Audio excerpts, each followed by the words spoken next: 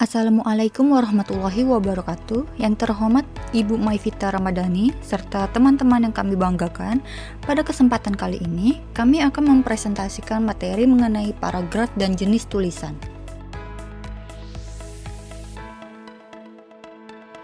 Selanjutnya, kami akan memperkenalkan anggota kelompok dari kelompok 3 yang terdiri dari Halo everyone, perkenalkan nama saya Muhammad Arsyawali Al-Fajri. Saya berasal dari kelompok 3. nama saya Pandita Mutia Nafilah dengan NIM 2306610100004 dari Prodi Bisnis Digital. 1. Pengertian paragraf dan menurut para ahli paragraf adalah satuan bahasa yang terdiri atas beberapa kalimat yang tersusun secara runtut dan logis serta membentuk satu kesatuan pikiran yang utuh. Menurut para ahli Goervis Karaf, paragraf adalah alinea yang merupakan kesatuan pikiran yang lebih tinggi atau lebih luas dari kalimat. Raman, paragraf adalah bagian dari sebuah karangan yang terdiri atau sejumlah kalimat yang mengungkapkan satuan informasi dengan ide pokok sebagai pengendalinya. Lamuddin Finoza, paragraf adalah satuan untuk bentuk bahasa yang biasanya merupakan hasil penggabungan beberapa kalimat. Kedua, ciri-ciri paragraf menjorok ke dalam penulisan baris pertama, biasanya dimulai beberapa ketukan ke kanan, sekitar 5-7 ketukan. 1. Ide pokok hanya mengandung satu gagasan utama atau pikiran utama. Kalimat penjelas memiliki kalimat-kalimat pendukung yang menguraikan gagasan utama tersebut. Koherensi, dan kohesi. Antar kalimat saling berhubungan secara makna dan bentuk sehingga enak dibaca. Fungsi paragraf bagi penulis memudahkan pengaturan gagasan secara sistematis agar tidak campur aduk. Bagi pembaca, memudahkan pemahaman karena informasi disajikan per satuan ide yang jelas. Transisi berfungsi sebagai pemisah atau penghubung antara bab atau bagian dalam tulisan. 4. Macam-macam paragraf berdasarkan letak kalimat utamanya, jenis paragraf, letak kalimat utama, pola penyajian deduktif awal, paragraf umum, khusus induktif akhir, paragraf khusus, umum campuran awal dan akhir umum. Khusus umum atau penegasan ineratif tengah paragraf khusus. 5. Paragraf berdasarkan posisi dan fungsinya. Dalam karangan, paragraf pembuka berfungsi memancing minat pembaca dan mengantar pada pokok bahasan. Paragraf penghubung atau isi, inti dari karangan yang menguraikan masalah secara detail. Paragraf penutup berisi simpulan, penegasan, atau harapan penulis. 6. Paragraf berdasarkan tujuan dan sifat narasi, menceritakan rangkaian kejadian berdasarkan urutan waktu, ada tokoh dan konflik. Deskripsi menggambarkan suatu objek secara detail sehingga pembaca seolah-olah melihat merasakan sendiri. Eksposisi menjelaskan atau memberikan informasi atau ilmu pengetahuan tanpa memaksa pembaca percaya. Persuasi mengajak atau mengaruhi pembaca agar melakukan sesuatu. Argumentasi memberikan pendapat disertai bukti, data, dan alasan yang kuat untuk meyakini pembaca.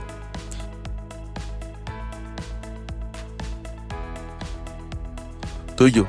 Syarat-syarat paragraf yang baik. Sebuah kumpulan kalimat baru bisa disebut paragraf jika memenuhi 3 syarat utama.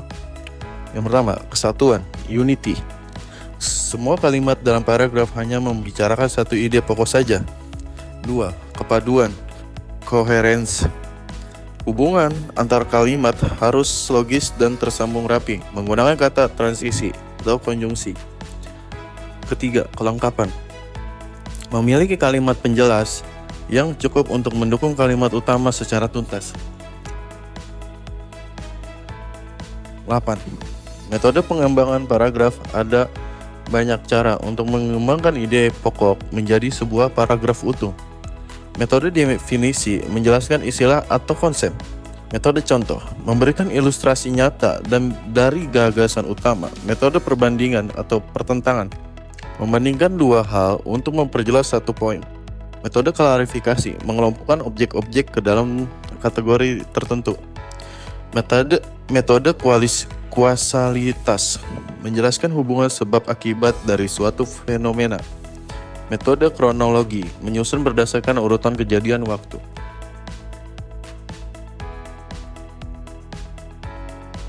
Baik, terima kasih Arul. Selanjutnya ada materi jenis-jenis tulisan.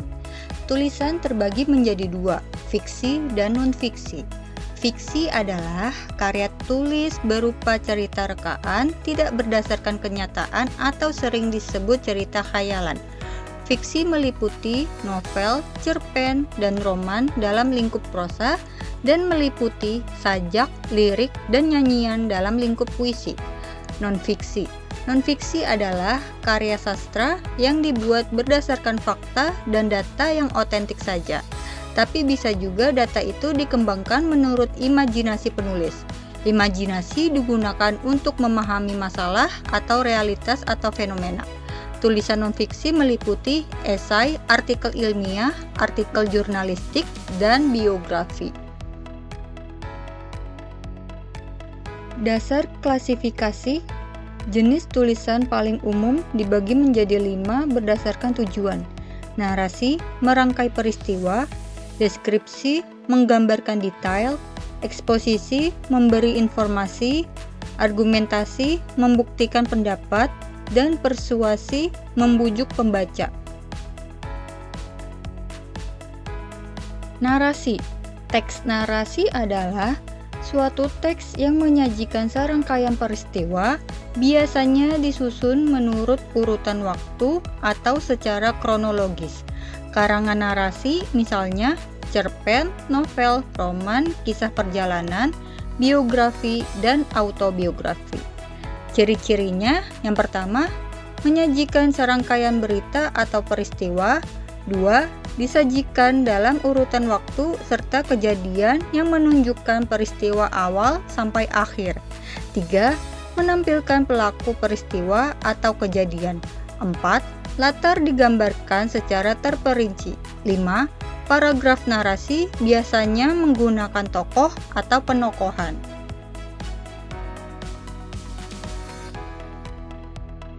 Contoh teks narasi.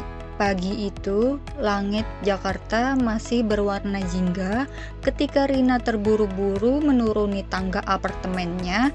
Tas laptopnya tersandung pintu lift, membuatnya hampir terjatuh.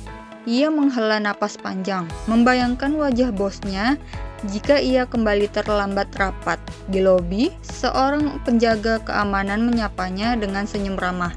"Semangat, Mbak," kata pria tua itu. Entah mengapa sapaan sederhana itu membuatnya tersenyum dan melangkah lebih ringan menuju halte bis.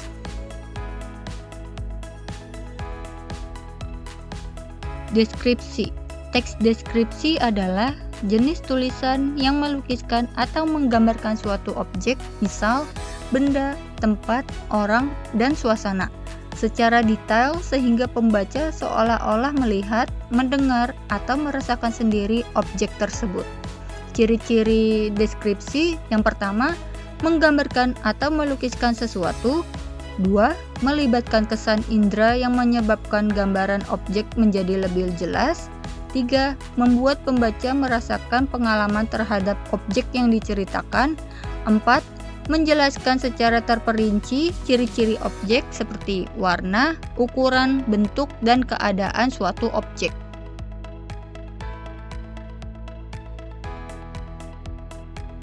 Contoh teks deskripsi.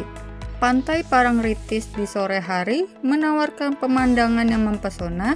Ombak besar berwarna kehijauan bergulung-gulung menghempas pantai berpasir hitam dengan suara gemuruh yang memukau. Angin laut berhembus kencang membawa aroma garam yang khas, mengacak-acak rambut para pengunjung yang berdiri terpesona di tepi air. Di kejauhan matahari mulai tenggelam di balik bukit kapur, melukis langit dengan gradasi warna merah, jingga, dan ungu yang memukau.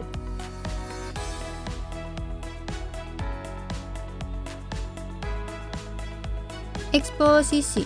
Teks eksposisi merupakan paragraf yang berisi pemaparan atau penjelasan mengenai suatu informasi atau ilmu pengetahuan.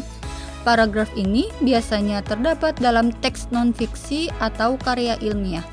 Karena bersifat ilmiah, paragraf ini harus ditulis dengan memperhatikan fakta-fakta sehingga dapat menjelaskan suatu informasi kepada pembaca dengan lebih akurat.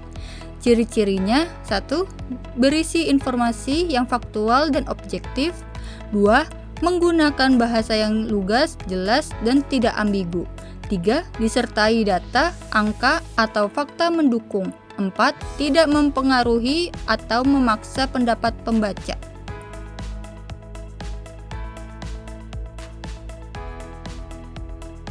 Contoh teks eksposisi. Fotosintesis adalah proses yang dilakukan tumbuhan untuk menghasilkan makanan. Dalam proses ini, tumbuhan menyerap cahaya matahari melalui klorofil yang terdapat di daun. Cahaya tersebut digunakan untuk mengubah air yang diserap akar dan karbon dioksida dari udara menjadi glukosa dan oksigen. Proses ini berlangsung di kloroplas, organel sel yang mengandung klorofil berwarna hijau.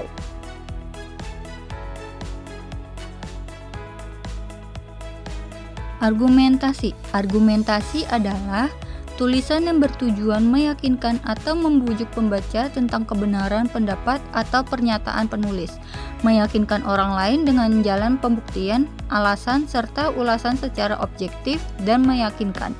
Ciri-cirinya: 1. Berusaha meyakinkan pembaca akan kebenaran gagasan pengarang sehingga kebenaran itu diakui oleh pembaca. 2. Dalam argumentasi, pengarang berusaha mengubah sikap, pendapat, atau pandangan pembaca.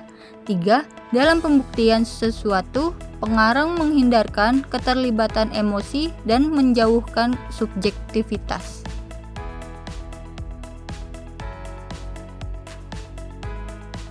Contoh argumentasi. Penggunaan gawai pada anak di bawah usia 12 tahun sebaiknya dibatasi secara ketat. Penelitian dari American Academy of Pediatrics menunjukkan bahwa paparan layar berlebihan pada anak menghambat perkembangan kemampuan bahasa dan sosial. Anak yang terlalu sering bermain gawai cenderung memiliki kemampuan konsentrasi yang lebih rendah. Selain itu, radiasi layar dapat mengganggu kualitas tidur mereka. Oleh karena itu, orang tua perlu menetapkan aturan tegas mengenai waktu penggunaan gawai demi kesehatan fisik dan mental anak.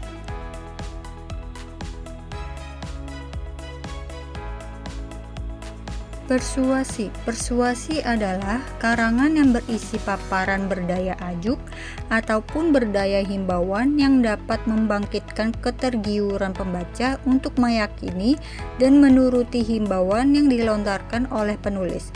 Tujuannya adalah agar pembaca yakin bahwa ide, gagasan, atau pendapat tersebut adalah benar dan terbukti dan juga melaksanakan apa yang menjadi ajakan dari ide tersebut. Ciri-cirinya: 1. Persuasi sedapat mungkin menghindari konflik agar kepercayaan tidak hilang dan supaya kesepakatan pendapat antara penulis dan pembaca tercapai.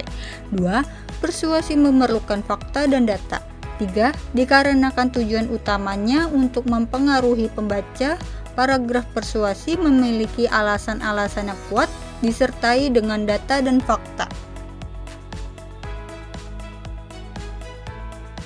Contoh teks persuasi. Mari bersama kita jaga kebersihan lingkungan sekitar kita.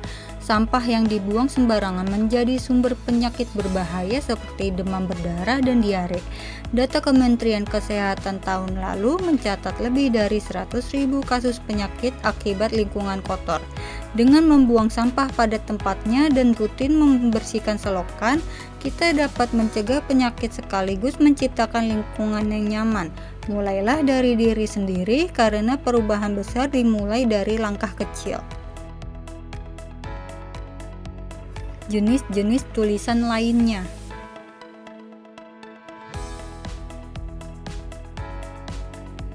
1.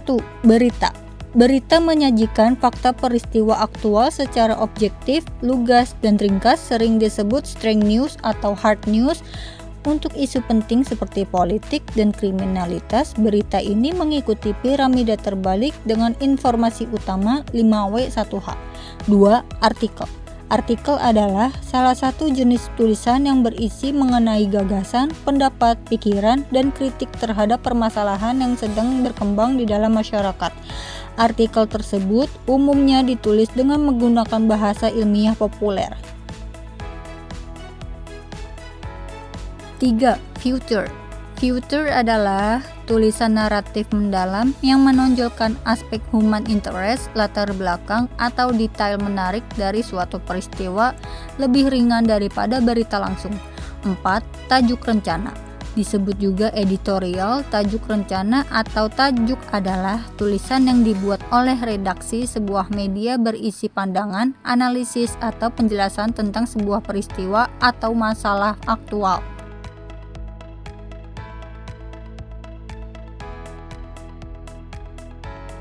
Yang kelima ada kolom. Kolom adalah tulisan berisi pendapat, analisis, atau persepsi tentang sebuah peristiwa atau masalah yang ditulis oleh ahlinya, yaitu pakar. Keenam, advertorial. Advertorial adalah bentuk periklanan yang disajikan dengan gaya tulisan dan bahasa jurnalistik.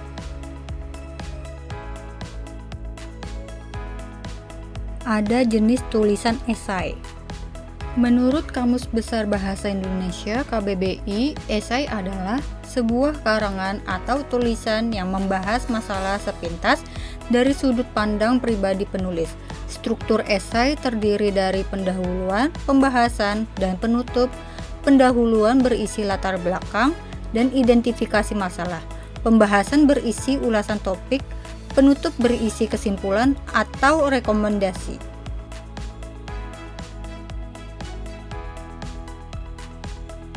Sekian presentasi dan penjelasan dari kelompok kami.